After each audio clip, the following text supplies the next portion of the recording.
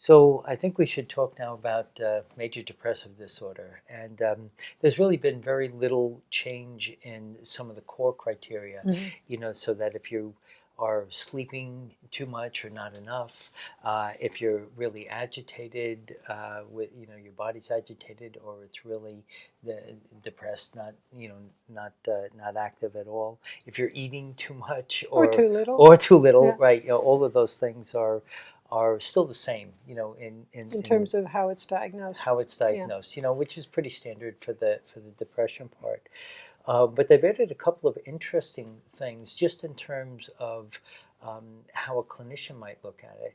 And I'll talk about one, and then if you would talk about the other, that'd be great. The one is um, the depression doesn't have to be 24/7, 365. You don't have to be in a depressed mode of day in and day out for a couple of weeks.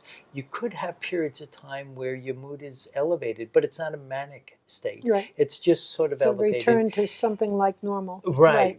And then it comes back down into this depressed mood.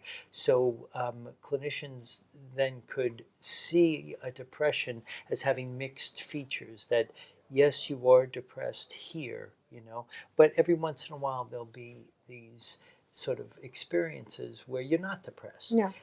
And that would be enough to meet the criteria. But there's been some Yeah, bigger I think changes, one right? of the things that's helpful for people to look at is the word depression. There is a pressure. It is a depressed mood. You're down. Right.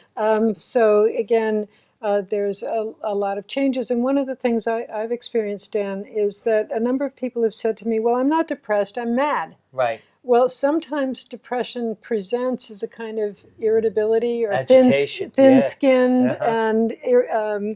and just being too reactive. Right.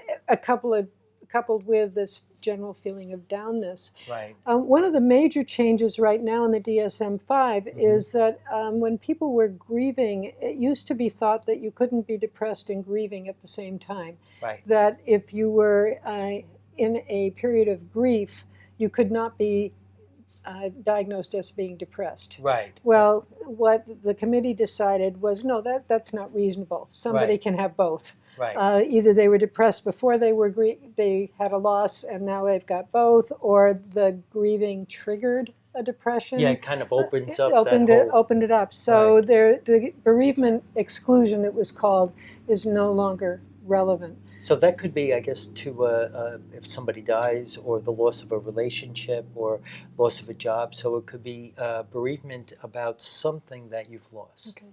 And one last thing. I know I always have one last thing. Again, this is a continuum. Right. There are people who have the worst day of their lives. Right. And if I see that person on the worst day of their life, I might think they're depressed. Right. But we all have bad days. Right. And so we need to look at how does this impact someone's general social functioning, occupational functioning, daily getting through their day. Right. That's an important criteria for all of these diagnoses. And it's extended for a couple of weeks. Right. Yeah, it's not just you're having a hard time because of a job loss, and next week you're going to get it together and you'll deal with it. Right. Okay. So again, like all of these diagnoses, we have bad day to severely and chronically depressed. And part of the challenge for every clinician is to make some determination of where someone is on that continuum.